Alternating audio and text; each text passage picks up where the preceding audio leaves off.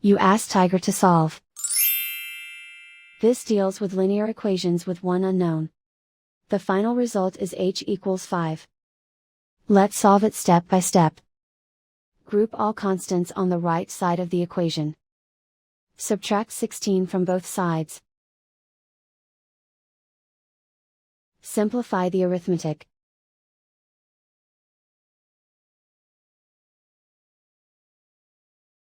Isolate the h. Divide both sides by 6. Simplify the fraction. Find the greatest common factor of the numerator and denominator. Factor out and cancel the greatest common factor.